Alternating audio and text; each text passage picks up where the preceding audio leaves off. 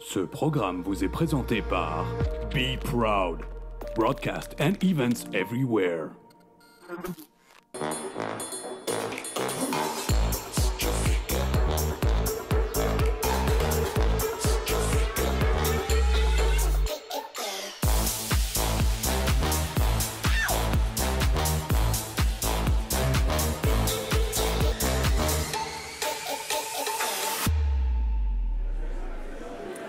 Salut à tous, bienvenue dans Midi aux IS parce qu'il est midi et qu'on est au Zoo d'Amnéville. Ah, c'est bien, Karen a bien suivi. Bien sûr, cette émission donc, quotidienne, vous avez pris l'habitude de nous suivre. On parle évidemment du tournoi des coulisses et du sport féminin d'une manière générale. Et justement, on va accueillir immédiatement Karen Châtaignier qui sera notre première invitée du jour. Salut Karen, comment ça va? Ça va très bien. Ça va très bien? Vraiment. En pleine forme. En pleine forme. Comédienne, humoriste. Tu fais aussi plein d'autres trucs. Joueuse et avec de tennis. toi, oui, alors sous la torture. Sans la raquette.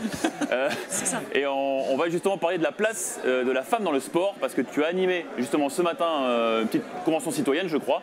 Et on va en parler ensemble dans un petit instant. Mais place d'abord au sport, au vrai. Avec le vrai Mathieu Chanvillard. On peut le toucher, vous allez voir, c'est le vrai, hein, ce n'est pas un hologramme, c'est lui. Alors, qu'est-ce qui s'est passé hier? Et notamment, il s'est passé une belle chose, c'est la qualif pour Océane Dodin, ce qui est notre nouvelle chouchoute. Du coup, tous les jours, on change un peu. Complètement, nous, on suit les gagnantes en fait, hein, bien sûr. Hein. Moi, je m'attache aux perdantes, mais c'est l'histoire de ma vie. Mais non, Océane Dodin, parce que c'est les quarts de finale aujourd'hui. On embrasse ta femme, bien sûr. Si tu me regardes, ne change pas les clés encore. Bref, Océane Dodin qui s'est qualifiée hier, justement, effectivement, ça a été un match très compliqué. Je t'emmène sur le central. Il faisait chaud, très chaud. Hein. Le soleil tapait fort. Les joueuses ont tapé très fort aussi. Océane Dodin à droite et donc en bas de l'image dans sa tenue rose. Gros match, hein. Vraiment on s'est régalé, ça a beaucoup tapé, c'était compliqué vu les conditions pour la Lilloise, c'est pas du tout ses conditions préférées, hein. En plus c'est pas sa surface préférée non plus, mais c'est beaucoup de puissance, hein. Beaucoup de services, au-dessus de 180 km/h, des gros coups, des échanges très brefs. Elle a vraiment poussé sur la Russe Ekaterina Makarova, vous voyez 6-2.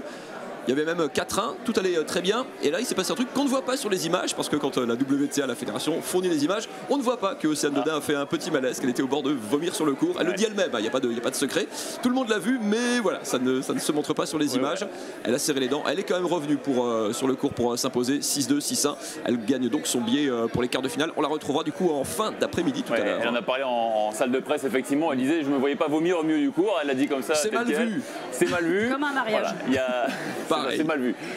Alors il y a aussi quelque chose de particulier dans ce match. Là aussi, Océane Dodin nous en a parlé.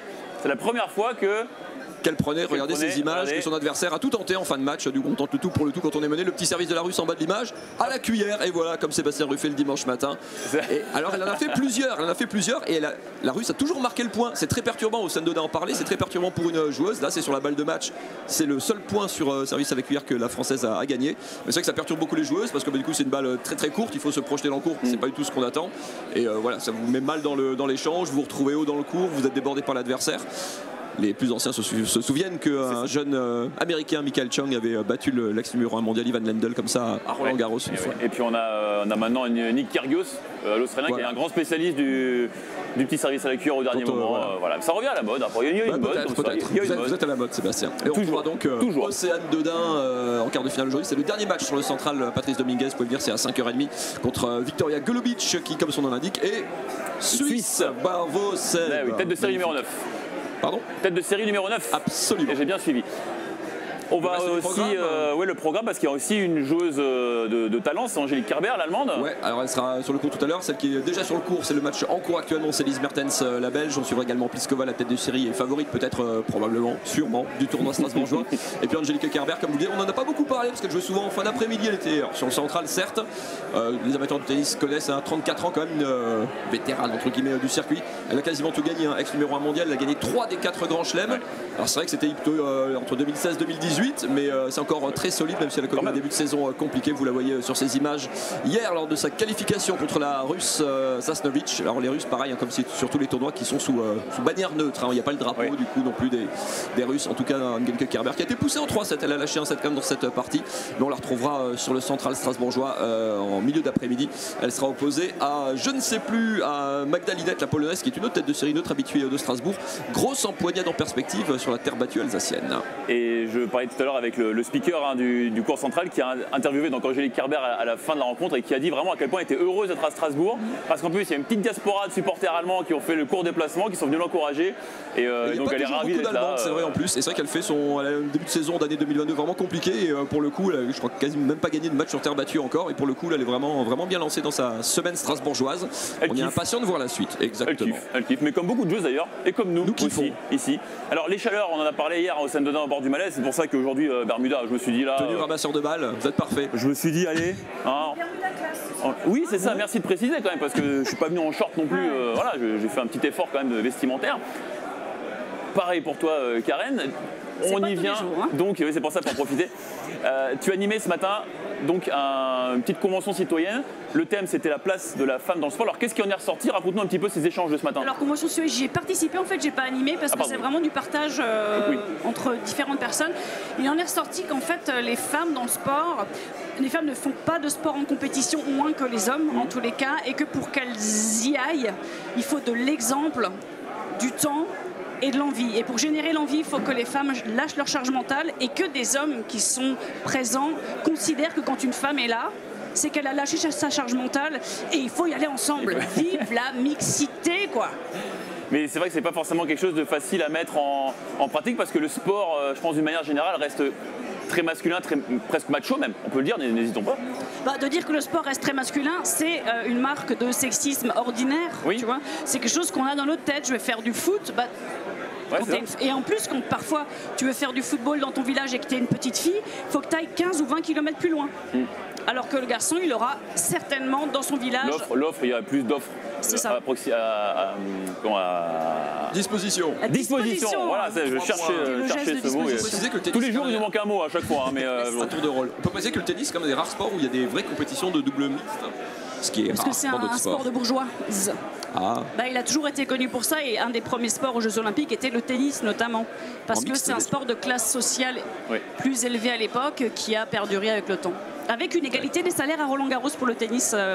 Pendant longtemps. Mais tout à fait. Oui. Avec le badminton également, le double mix c'est aussi très répandu. Et c'est vrai que mais les sports comme ça où tu mélanges un petit peu et où finalement la femme a la même place que l'homme, il y en a très peu aujourd'hui. Oui. Très peu. Oui. Et ça, ce combat de la place de la femme dans le sport et même dans la société d'une manière générale, on te connaît maintenant depuis quelques années. On sait que c'est ton grand combat. Je suis dans une famille tellement pourrie que je me suis dit si je prenais une place pour ça. Et donc, je l'ai dit avant, comédienne, humoriste, et justement, tu as un spectacle qui parle de ça. Donc raconte-nous un petit peu le thème de ce spectacle. Alors une des questions auxquelles vous allez devoir répondre là, même si j'entends pas votre réponse, c'est est-ce que vous savez qui est Alice Milia? Non. Voilà. Alice Mia, c'est une femme qui en 1920 a changé la place des femmes dans le sport. Elle a créé les premiers Jeux Olympiques féminins à une époque où quand même les médecins disaient que si une femme court, elle meurt. Ah oui, quand même. Voilà. On revient de loin quand même. On revient de loin. Et elle revient de 1920 pour expliquer ce qu'elle a fait, comment ça s'est passé. Il y a énormément d'émotions parce qu'elle en a bavé, cette femme. Il y a de l'humour dedans, comme des pépites de chocolat, mais c'est de l'humour. Et je suis avec un musicien, Rémi Psaume, qui fait du sax avec moi, qui joue. Et ça se passe le 8 juin. À 19h sur Batorama. Pour trouver les places, vous tapez shop.batorama. Vous allez dans rubrique spectacle Karen Châtaignier, 19h. Il ne reste pas beaucoup de place, allez-y. La deuxième est complète. Venez voir Alice Mia parce que cette personne, elle a quelque chose en elle qui est tellement beau que de l'incarner me rend belle. Vraiment. C'est vrai. Mais belle en termes de charisme. Hein. Est-ce que ça t'a remué de justement reprendre cette histoire et de la reprendre à ton compte? Alors, ce qui m'a remué, c'est quand tu comprends son histoire. Elle a souffert énormément, mais elle en est morte en fait. Je ne veux pas spoiler, mais elle a eu beaucoup de mal. Et elle a eu mal au corps. Et quand je l'incarne et que je sors de scène, j'ai mal au corps. Et ça, il faut que ça s'arrête d'ailleurs, mon corps. D'accord, donc 8 juin, après c'est fini. Là, il faut en profiter, après c'est la dernière, parce que sinon tu souffres trop. En partenariat avec Top Music d'ailleurs. D'ailleurs, tiens, très bien. Et Batorama, mais Top Music. Donc voilà, donc vous avez compris, Karen, vous allez la voir le 8 juin sur Batorama pour ce magnifique spectacle. Merci beaucoup Karen d'être passée nous voir et on continue bien sûr à soutenir tous tes beaux projets parce qu'on aime bien aussi quand les choses ont du sens. Et là, il y en a énormément. Merci beaucoup Karen. D'autres choses qui ont du sens, aujourd'hui c'est l'environnement, bien évidemment, c'est l'éco-responsabilité. C'est notre chronique habituelle, quotidienne, vous allez voir. Tout de suite, on la lance. C'est parti pour notre chronique du jour.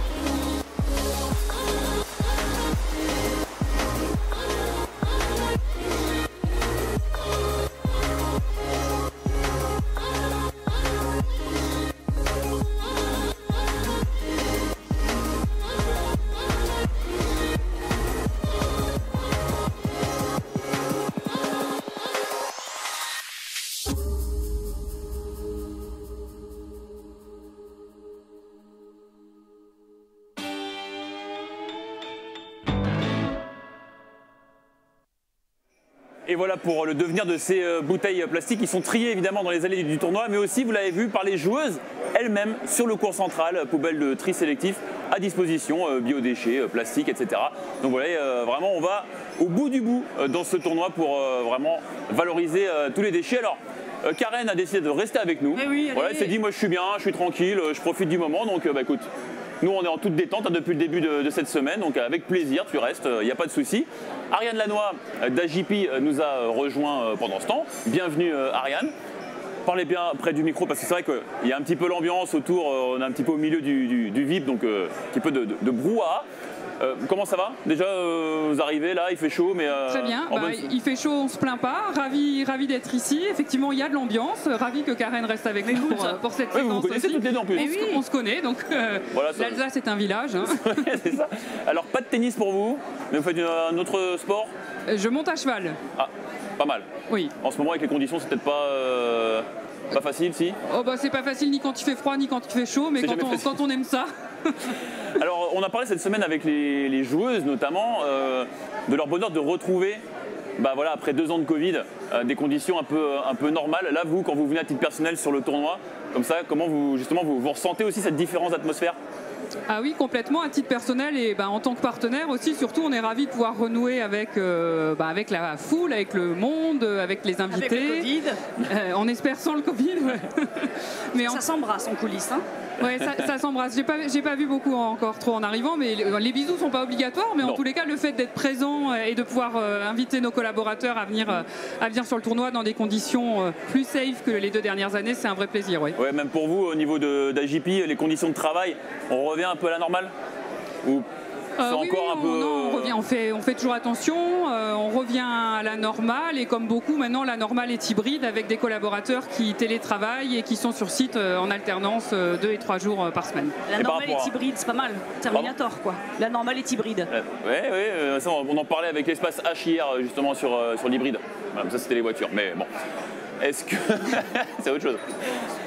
Et au niveau, voilà, pareil aussi au niveau des clients, des contrats, il y a je pense beaucoup de choses qui ont été modifiées pendant 2 ans de Covid où tout a été bousculé. Là aussi, il y a un autre travail à faire maintenant derrière? Oui, alors l'activité d'assurance n'a pas été trop touchée, je dirais, par le Covid, si ce n'est plutôt à la hausse, quoi, hein, pas de frein de l'activité, mais l'accompagnement de nos clients est encore plus une priorité, la proximité. On a aussi appris à communiquer différemment avec eux pendant le Covid, on s'est digitalisé encore plus, comme beaucoup d'assureurs, mais aujourd'hui on a de nouvelles manières effectivement de voir les choses et de nouvelles demandes des clients effectivement dans ce monde d'après. Ouais, justement, est-ce qu'il y a des choses qui étaient moins abordées avant le Covid et qui sont un peu plus abordées maintenant? La mort, hein. Je ne veux pas dire que la mort est notre cœur de métier, ce serait vraiment une phrase très réductrice, mais très mafieux aussi. On accompagne, on propose des solutions d'assurance en incapacité, en invalidité, en décès, donc en prévoyance, on accompagne les coups durs et ce qu'on appelle les aléas de la vie. Effectivement, les gens sont peut-être aujourd'hui encore plus sensibles à la prévoyance, à préparer sa retraite, à s'assurer soi-même, donc ce qui est notre cœur de métier, l'assurance des personnes. Donc, les gens viennent peut-être effectivement plus spontanément se renseigner sur ces sujets-là. Est-ce que vous avez des cas un peu particuliers comme je sais pas, je pense à des joueuses professionnelles? La retraite elle vient assez tôt, il y a des trucs à prévoir aussi malgré tout. Est-ce que vous avez des cas un petit peu comme ça aussi Alors les cas particuliers ne sont pas forcément exposés dans ce genre de, Est-ce que vous en avez de contexte, mais oui, nous en avons. C'est vrai. Ça va être intéressant. Ça peut être intéressant à l'occasion si vous voulez. Et alors moi j'ai travaillé avec AJP pas mal, du coup j'ai beaucoup étudié ce que vous faisiez et sincèrement, parce que j'ai comparé aussi ce qui se passait dans d'autres, ça déchire AJP quand même. Hein. Franchement, quand j'écoute, je fais mais moi je veux ça. Voilà. D'accord. Merci Karen pour ce beau compliment. Numéro de contrat chez AJP, Karen, c'est combien? C'est quel numéro de contrat déjà? 18 37 72. Voilà. Non, je ne sais pas si c'est à quoi Karen fait allusion, mais on essaye d'être un assureur et aussi un employeur à la fois engagé et responsable. C'est un de nos liens, je dirais aussi avec les IS, toutes les notions d'engagement sociétal, de responsabilité, d'attention particulière aux femmes aussi dans nos contrats d'assurance. Ça en fait partie, donc je pense que ça fait partie des choses qui déchirent, dont parle Karen. Déchirer au sens positif, attention. Et justement, pourquoi vous continuez à associer votre image à ce tournoi-là? Parce qu'on est fidèle déjà, ça fait 12 ans, et parce que le tournoi est local et ancré à quelques centaines de mètres de nos locaux, de nos bureaux. parce que le tennis féminin nous plaît, parce que c'est sport, parce que c'est santé, parce que c'est un événement éco-responsable. Je l'ai dit plusieurs fois, mais effectivement, c'est quelque chose qui nous plaît. Cette année, d'ailleurs, dans le partenariat, on a bougé un petit point et on apporte une nouveauté où on parraine l'opération éco-responsable qui consiste à rembourser les tickets de tram. Les visiteurs qui choisissent de venir, non pas avec une grosse voiture qui pollue, mais avec un moyen de transport doux qui est le tram, se voient rembourser leur ticket de tram depuis quelques années par les IS. Et cette année, AJP a voulu s'associer à ça. Et donc, on prend en charge cette partie éco-responsable du tournoi. Très bien, on compte sur vous pour les prochaines années aussi, alors. Au niveau d'AJP. Merci beaucoup Ariane Lanois d'être venue nous faire un petit coucou. On vous laisse retourner faire la bise et boire des petites coupettes de champagne. Voilà, c'est le moment de te faire plaisir Ariane. Tu as ta petite réputation chez AJP. Je te laisse l'entière responsabilité de tes propos. On va enchaîner avec le petit défi du jour et ça c'est avec notre petite Marine qui continue de sillonner les coulisses du tournoi. Hello tout le monde, aujourd'hui pour le défi du jour on est avec Agathe et Simon. L'objectif c'est de faire le plus de rebonds possible sur le dos de la main. Voilà, donc à vous de jouer. Merci. De la pression.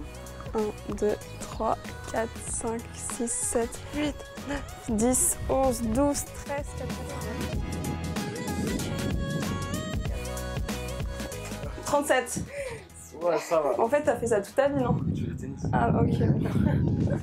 Vas-y, Agathe. 3, 4, 5, 6, 7, 8, 9, 10, 12, 13, 14, 15, 17. 17. Bon, bah, c'est Simon qui a gagné. Mais je pense qu'il était avantagé parce qu'il faisait du tennis. Bon, alors, on va vous remettre quand même les petits sacs de goodies à Simon. Et comme on est fair play, Agathe, on a aussi pour toi. Dedans, il y a toute la panoplie pour l'été. Il y a un ballon de plage, je crois, les frisbees, voilà, tout ça. Et on se retrouve demain pour un nouveau défi.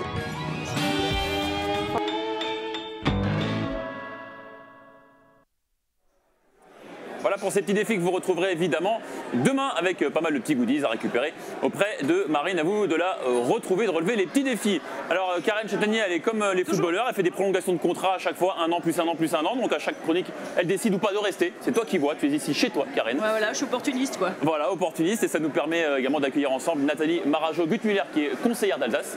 Et si on vous invite aussi sur ce plateau, c'est parce que ce tournoi, il est aussi très tourné sur son territoire, sur l'aspect social. Et il y a pas mal de petites choses qui ont été faites cette semaine. On a vu pas mal d'enfants, des personnes en situation de handicap également venir sur le tournoi. Racontez-nous un petit peu ce que vous avez mis en place au niveau de la CEA. Alors cette année, le partenariat entre la collectivité européenne d'Alsace et les internationaux de tennis s'est renforcé, et notamment autour de 3 thématiques, le handicap, les collégiens et les enfants qui sont suivis par l'ASE, l'aide sociale à l'enfance. Donc pour les collégiens, nous avons mis en place durant la semaine olympique et paralympique des éco-défis. Généralement, nous proposons aux éco-délégués des collèges des défis à relever. Et donc ces défis consistaient à proposer au public des IS, des actions pour les sensibiliser à l'éco-responsabilité. Et on sait que c'est important sur ce tournoi. Voilà. Est-ce que quelqu'un peut amener un verre d'eau éventuellement par exemple, Nathalie, si vous voulez bien. Voilà.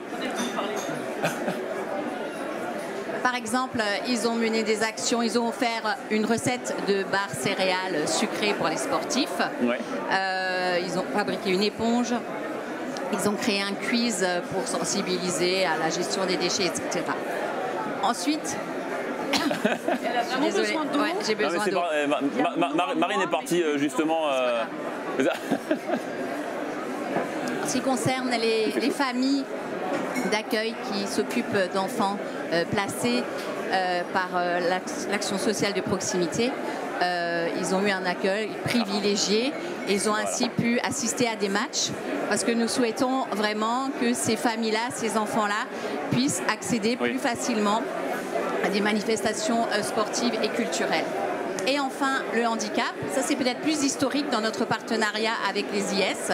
On a axé sur le handicap invisible et je crois que c'est important pour nous de profiter de ce beau public-là. Il y a beaucoup d'employeurs des directeurs de ressources humaines pour qu'ils comprennent que le handicap est souvent invisible. 80% des handicaps sont invisibles et que ces personnes-là sont facilement employables sans aménagement de poste, par exemple. Et nous, la collectivité européenne d'Alsace, on essaye aussi d'être une entreprise, une collectivité handi-accueillante, comme on dit.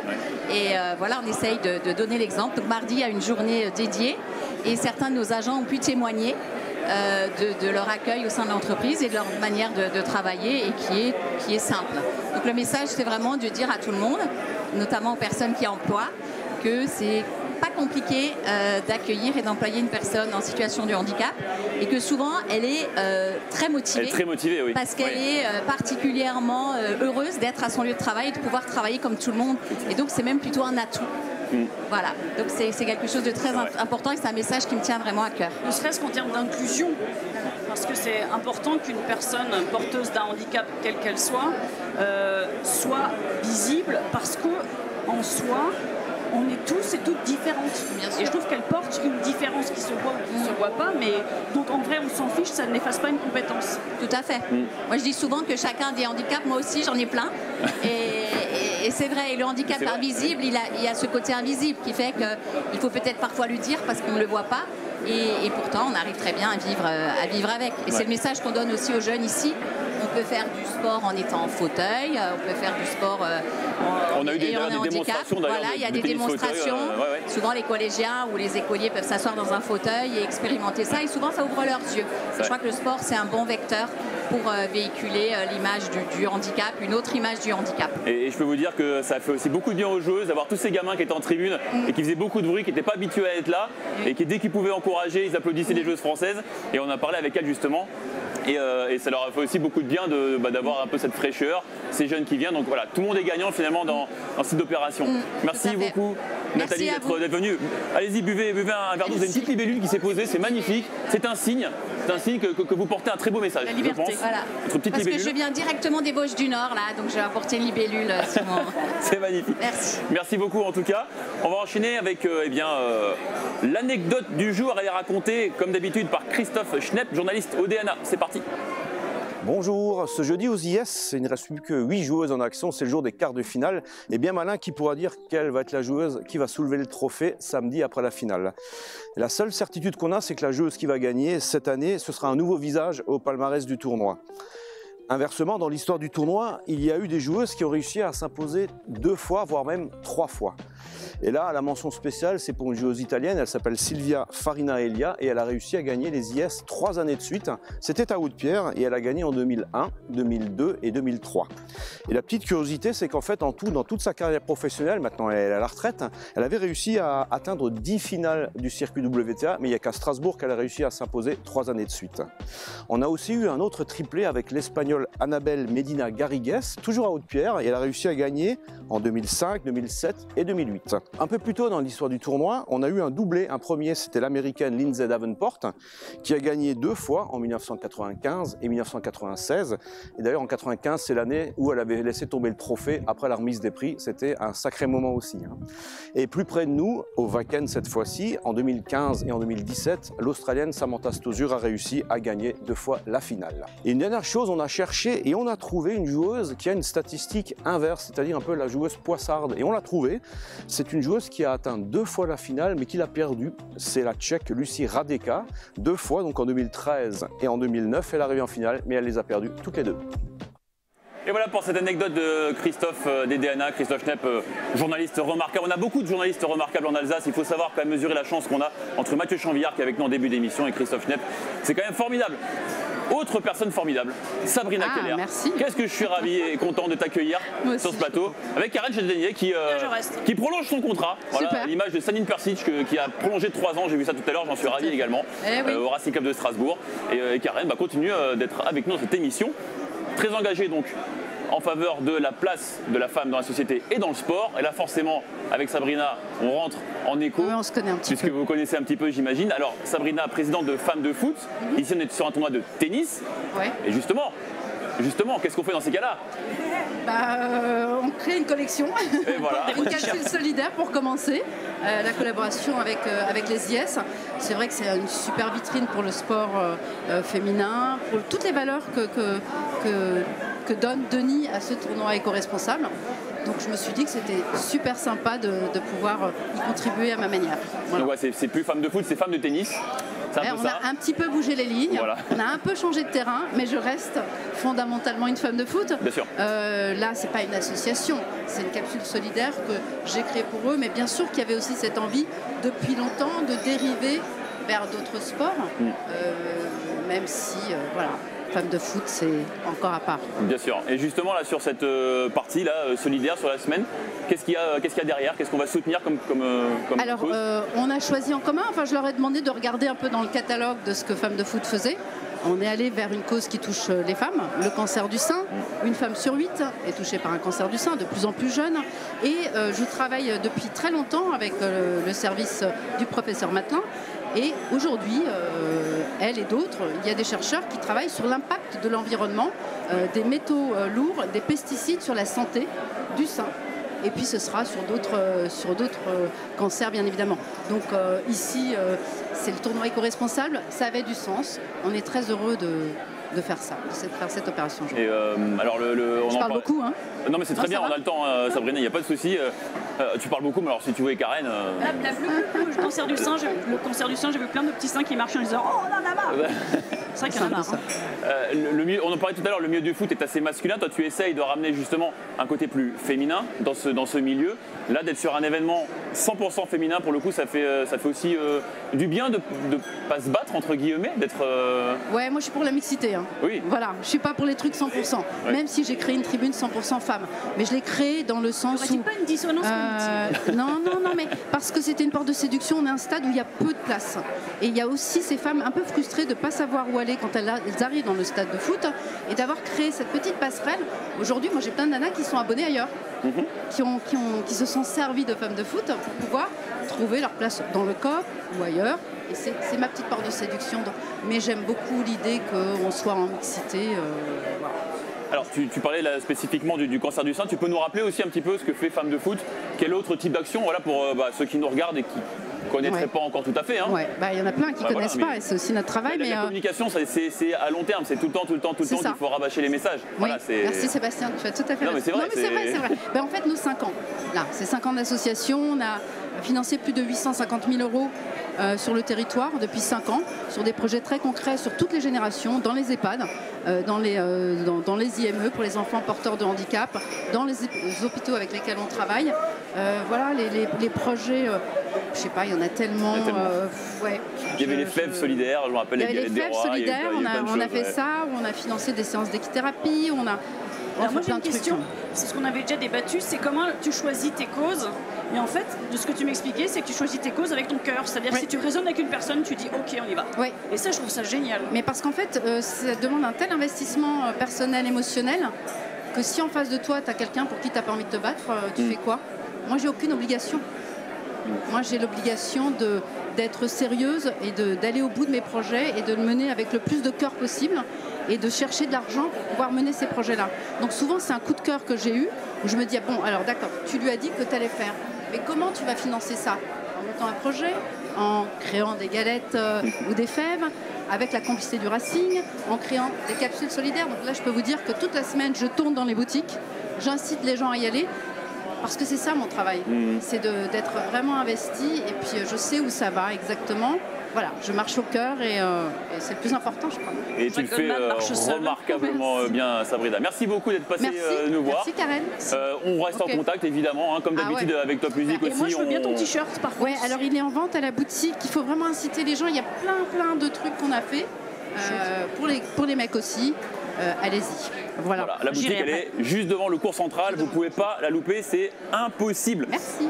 La séquence suivante, vous le connaissez maintenant, c'est l'auto-interview réalisée par l'Espace H et c'est avec Vera.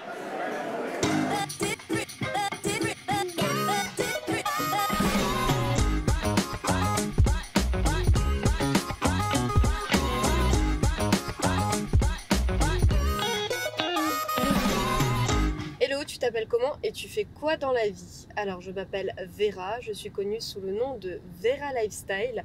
Alors ce que je fais dans la vie, c'est autour des médias. Je suis chroniqueuse pour la chaîne Alsace Fin.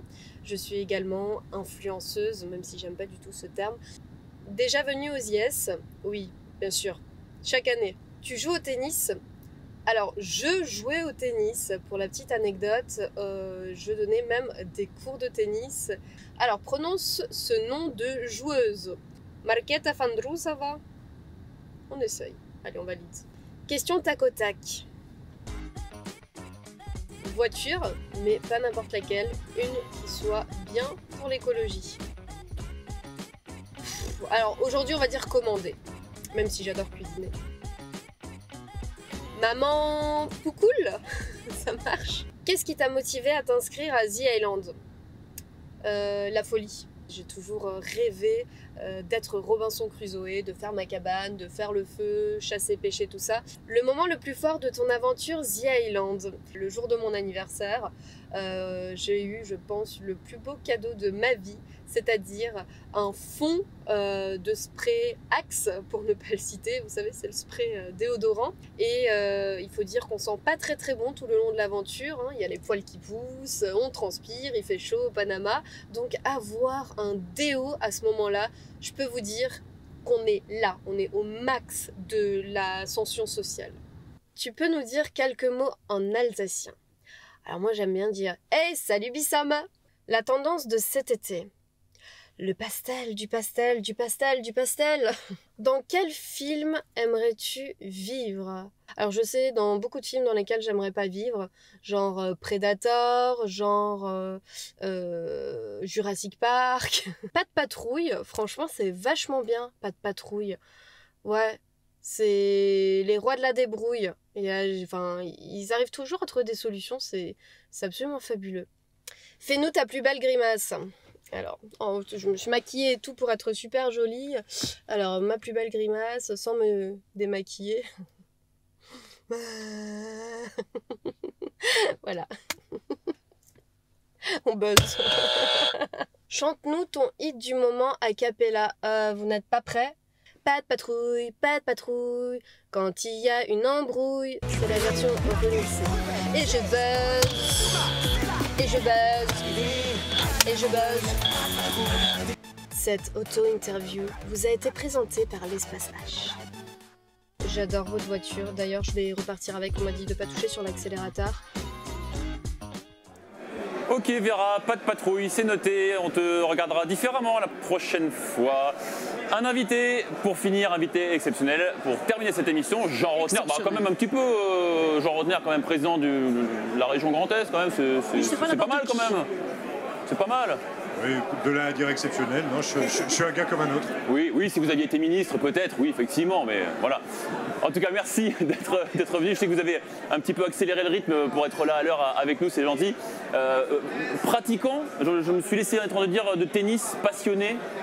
Ancien pratiquant, pour te dire, ancien pratiquant, mais c'est vrai, pratiquant de tennis de manière occasionnelle, surtout passionné par les grands rendez-vous, les grands tournois, quand j'ai le temps de les voir. Et là, je vais avoir une petite parenthèse tennis et ça me fait vraiment plaisir. Les idoles de jeunesse, ce serait un peu qui? Lendl. Bloodborne. Voilà, c'est. Il faut remonter encore un petit peu. Oui, c'est juste encore un petit peu. Juste encore un petit peu la génération. Connors, ces gens-là, moi, ils m'ont fait rêver. C'est mes débuts tennistiques, c'est là. Mais c'est ce qu'il faut. Il faut des gens qui fassent rêver justement, qui donnent envie. C'était des caractères et quelques grands moments actuels quand même. C'est voir Federer jouer à Roland Garros. Oui, c'est un style, c'est une. Et chez les femmes, des femmes qui vous ont marqué. Steffi Graf peut-être. Oui, il y a Steffi Graf bien sûr. Mauresmo. Mauresmo en France, oui, sans aucun doute. Et je crois humainement aussi quand on la connaît. Voilà. Et en plus, ce serait pas en plus deux anciennes gagnantes. En tout cas, Steffi Graf, c'est sûr. Elle est venue gagner ici le tournoi de Strasbourg au tournant des années 80-90. Là, j'ai pas la fiche précisément. Enfin, en tout cas, elle a gagné ici, Steffi Graf. Et juste avant encore pour moi, il y a Chris Evert. Voilà. Et fan de Dominique Dropsy. Moi, on m'a dit ça, mais on m'a donné plein d'infos sur vous. C'est incollable. Alors, niveau tennis, on est quand même pas mal dans la grande région parce qu'il y a l'Open de Moselle pour les hommes. Ce tournoi de tennis ici à Strasbourg, c'est quand même assez exceptionnel à l'échelle d'une région d'avoir deux tournois de ce niveau quand même.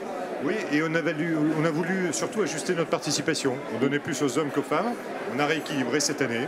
Merci. Et la journée d'aujourd'hui, plus que symbolique, puisque aux États-Unis, vous l'avez appris, dans la nuit, il y a eu un accord sur l'équivalence, là aussi, salariale entre les joueurs de soccer masculin et féminin. Là, nous faisons la même chose dorénavant dans les tournois de tennis et dans les grands tournois, les grandes manifestations sportives, entre le sport féminin et le sport masculin, il y a une équivalence de l'aide et les subventions régionales. Et en plus, ça a permis de majorer notre aide ici aux IS. Bah, là, je pense que les organisateurs vous remercient et Karen également vous remercie également. Merci. Hein. Non, mais du cœur. Il ne faut pas remercier parce que je trouve que ça devrait être normal. C'est juste quelque chose de normal. Aujourd'hui, on ne peut pas se dire que on combat les inégalités femmes-hommes, qu'on s'engage dans cette voie-là et qu'on ne met pas en adéquation la décision que nous prenons. C'était compliqué? Non. Ah ouais. Non, ça n'a pas du tout été compliqué. Ça a peut-être été compliqué de le faire comprendre parfois à certains autres interlocuteurs du tennis. Mais je crois qu'aujourd'hui, c'est acquis, en tout cas pour nous, c'est acquis. Parce que là, quand on parle de sport de haut niveau, alors oui, on peut toujours discuter sur la fréquentation, sur le public, mais les joueuses qui sont là, elles s'entraînent autant, parfois plus, même que certains hommes, elles méritent autant, elles, au bout du compte, leur chèque que les gars. Bien sûr, ça permet aussi de gagner en qualité, de gagner en pérennité pour le tournoi, de continuer à promouvoir là aussi le sport féminin. Et on accueille aussi le Tour de France féminin. D'ailleurs, on sera vraiment la région de base du Tour de France féminin cette année, avec un prix... Il y a encore des cyclistes qui ne sont pas payés dans le... Oui, mais nous, on apporte là aussi près de 300 000 € au prix de la combativité féminine. Et c'est Mme Keller, qui était juste avant moi, qui présidera d'ailleurs le jury. Donc voilà, la boucle est bouclée. C'est-à-dire que tous les acteurs régionaux qui défendent et qui font la promotion du sport féminin sont au rendez-vous de quelque chose qui est en train de changer et de bouger à l'échelle de la région. Et après, c'est un cercle vertueux parce que plus on les mettra en avant, plus des sponsors auront aussi envie d'intégrer. Et après, tout ça se met en mouvement, quoi. Voilà, c'est le bon sens. Ici, ce tournoi de Strasbourg avec le Parlement européen qui est juste derrière, on a des photos magnifiques tous les jours. C'est aussi, en termes d'image, je pense, là je parle pour Strasbourg, mais même au final pour l'Alsace, un vecteur d'image incroyable. C'est un vecteur d'image, c'est sûr, extrêmement fort. C'est la promotion du sport quand même, dans des moments où il faut le faire, des moments de crise, des moments de doute. On sort d'une crise sanitaire, on est en pleine crise économique. Il y a raison de plus pour être aux côtés de celles et ceux qui font la promotion effectivement du territoire. Et le sport est un merveilleux moyen de parler d'attractivité, de montrer des images extrêmement fortes. Vous dites, c'est le Parlement. On est aujourd'hui en train de permettre aussi à ce Parlement de vraiment rester à Strasbourg, de s'y ancrer. Et les manifestations sportives font là aussi partie de cette stratégie pour parler positivement de notre ville. Oui, et puis après on parle de ce que les collectivités mettent comme argent, mais il ne faut pas oublier toutes les retombées économiques qui sont derrière, avec un événement comme celui-ci qui est diffusé dans 140 pays à travers le monde. Il y a des journalistes du monde entier qui sont là. Je parlais avec l'attachée de presse qui disait tout à l'heure, elle avait une demande de journalistes indiens. Enfin bon, c'est vraiment diffusé partout. Donc l'argent qui est mis, finalement, il revient au territoire très très largement. Et au-delà de ça, vous savez, juste en face de nous, là, il y a des gens qui sont en train de faire du business, ils échangent leurs cartes, ils se rencontrent. C'est aussi un lieu économique. Le sport, c'est pas simplement la pratique du sport, c'est aussi toute l'économie du sport derrière qui est induite. Et ça, pour moi, à la tête de la région, c'est quelque chose d'important. C'est la santé aussi, on oublie, mais le sport, c'est la santé. Le sport santé, là aussi, il y a vraiment des programmes publics qui sont en train d'être développés par les communes, par les départements et les régions, et tant mieux. Et derrière, c'est la préparation des JO 2024. Grand moment, là aussi, de responsabilité des collectivités locales, puisque nous sommes en capacité d'accueillir sur nos sites labellisés des équipes qui viennent se préparer aux JO de Paris. Il y a un vrai travail entre l'Île-de-France et les régions qui est en train de se faire. Et au-delà de ça, pour nous, on prépare déjà les JO suivants avec le soutien d'athlètes de haut niveau prometteurs. C'est toute cette politique sportive qui doit être promue dans la durée. Et pas que les athlètes d'ailleurs. On fait un geste plus que significatif pour les arbitres, les jeunes arbitres, et également pour les entraîneurs, parce qu'on les oublie trop souvent. On parle que des athlètes, mais autour des athlètes, il y a tout un entourage qu'il faut aussi encourager. Le sport, c'est pas simplement la pratique, et c'est aussi toutes les infrastructures, qu'elles soient techniques, mais qu'elles soient humaines aussi, qu'il faut encourager. Très bien, merci beaucoup. Alors, message de prévention, faites du sport, mais en ce moment il fait très chaud, donc pensez à bien vous hydrater. Voilà, comme ça le message est passé. Alors, on va finir cette émission avec une dernière chronique, c'est une petite capsule humoristique, ça s'appelle 7 sur 7. Vous qui avez pratiqué le tennis, les lignes blanches, vous savez à peu près à quoi ça sert sur un terrain. On vous explique tout, regardez. Faute. Quoi? Comment ça? Qui faute? Où? Faute? Quoi? Faute? Quand? Elle est dehors. Elle est pas dehors, elle est dedans. Elle est dehors. Elle est dedans, elle est dedans. Là. Si.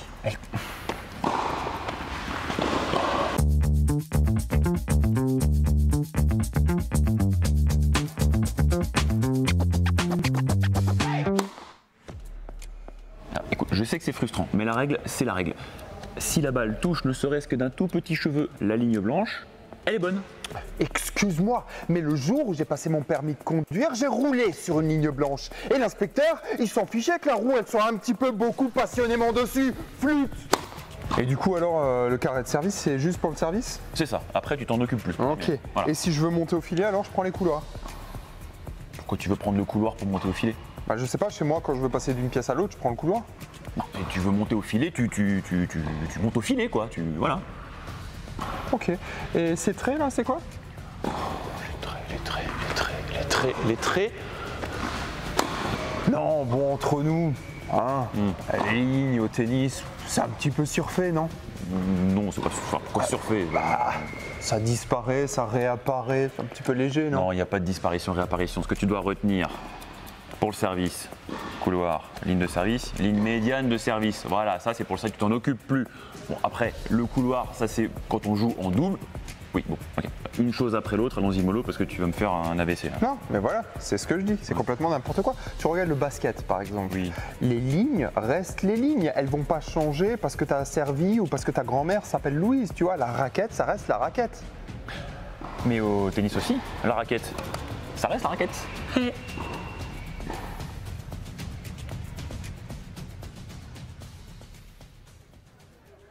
Et voilà, on essaye d'expliquer le tennis comme on peut. Hein. C'est le tennis vraiment pour les très très nuls. C'est la fin de cette émission. Jean Rotner, ça vous a plu, cette petite séquence? Très bien, on super. a fait de notre mieux. Voilà. N'hésitez pas à les suivre sur la page Facebook, Instagram 7 sur 7. Hein, voilà, on en a plein d'autres très drôles. Merci beaucoup encore une fois d'avoir été avec nous. Karen Châtaignier, tu devais rester 5 minutes. Bon, bah, tu es resté 35. Bon, bah, il n'y a pas de souci, mais c'est un grand plaisir que tu sois avec nous. Merci beaucoup. Pour parler aussi de sujets qui sont vraiment hyper importants. Donc, merci encore une fois d'avoir été avec nous. Merci à tous de nous avoir suivis et on se retrouve demain, bien sûr, dans Midi aux IS. Salut!